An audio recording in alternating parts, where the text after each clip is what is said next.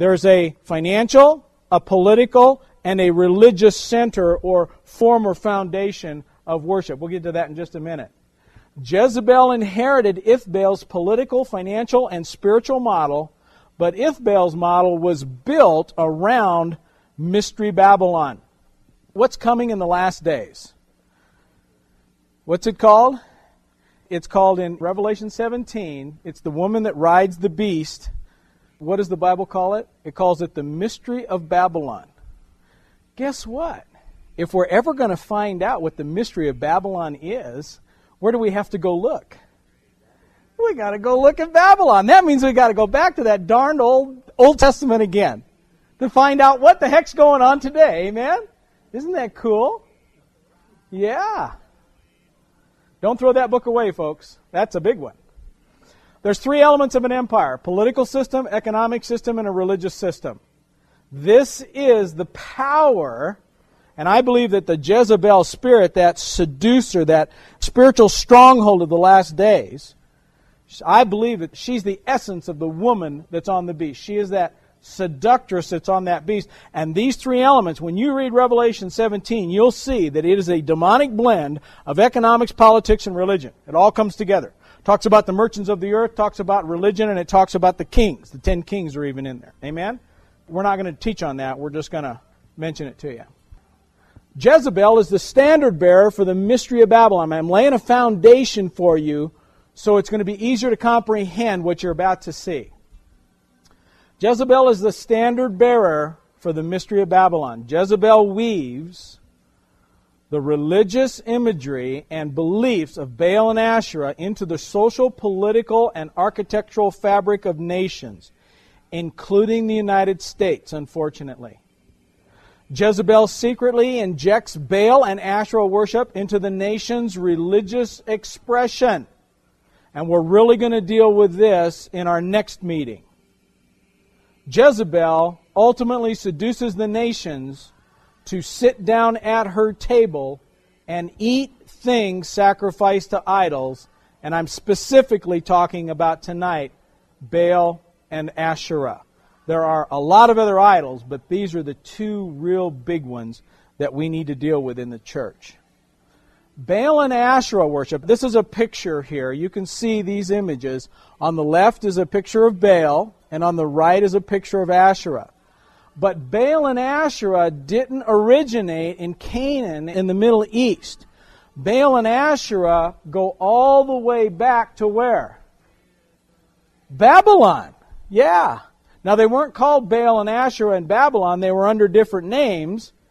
In fact, Baal originated as Marduk in Babylon. I'm going to give you one little taster for next week. It actually goes back further than Marduk, but we're going to leave that for next week because we need this foundation tonight in order to be able to receive what I'm going to minister in the next meeting, okay?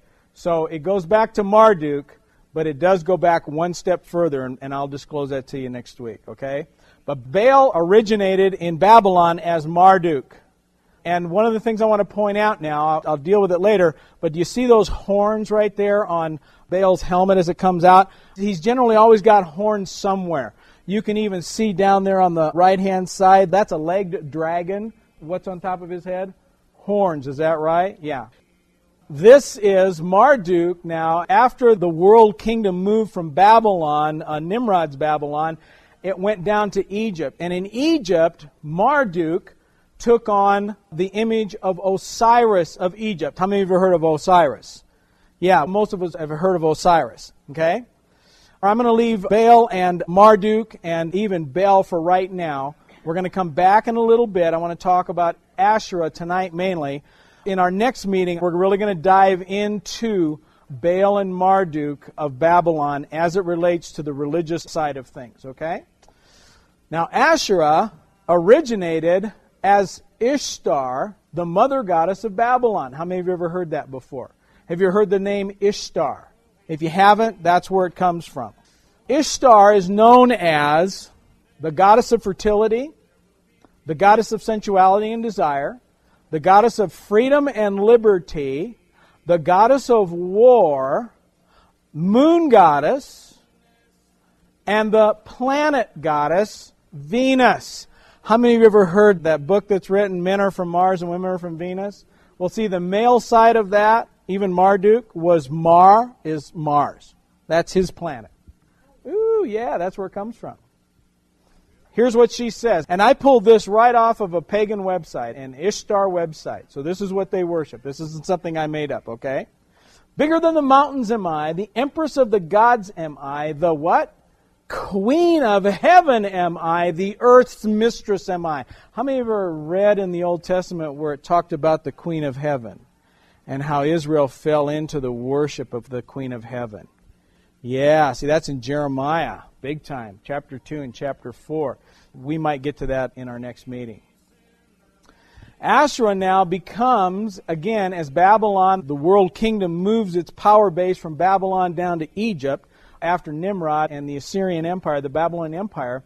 Asherah becomes Isis, who is the mother goddess of Egypt. And you'll see there that on the top of her head, you'll actually see Baal's horns and also his sunburst. And Baal was you'll see it right there. Baal was the god of creation, and he had a lot to do with the god of nature, vegetation, trees, things on that order.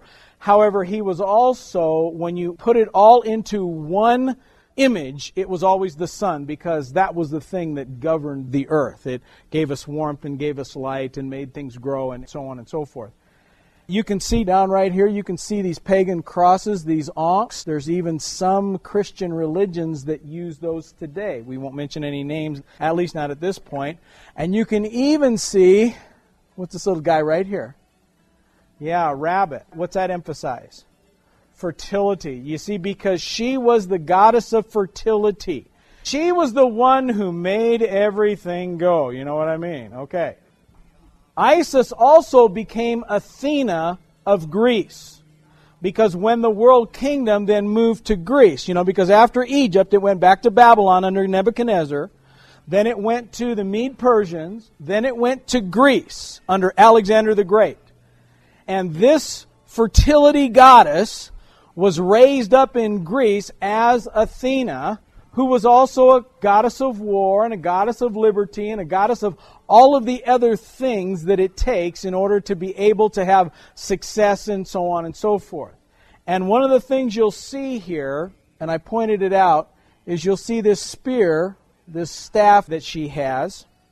And this is imagery that I don't have to explain a lot, because you'll see it as we move along and how it has transformed over the years. Athena was also Minerva in Rome.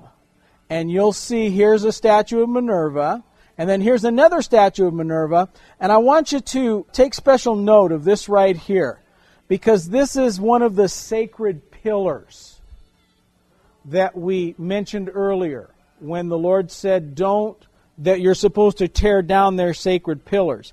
And this particular sacred pillar that's broken in half has to do with Marduk, that we're going to talk about next week, okay? I just wanted to give you a heads up on that. Is everybody understanding what I'm saying? It can be complicated, and I really tried to simplify it so everybody, all the cows can eat, so to speak. Amen? Here we see on the state of New Jersey's seal, who is that right there? Yeah, is that Athena? I'd say so. And I don't have time to teach it, but you see this little hat right here? That's called a freedom hat. And the freedom hat is what all of the slaves that were set free by Athena back in Greece and in Rome, they would wear those freedom hats because she was the, quote, goddess of freedom. And it wasn't about like freedom in Jesus. It was about the freedom to just do whatever you want. Ooh. Yeah. And how many of you know that teaching has come into the church? Don't talk to me about the laws of God. I'm free in Jesus. I can do what I want. Ooh, is that an attitude in the church today? Yeah. Don't try to put any laws on me, boy.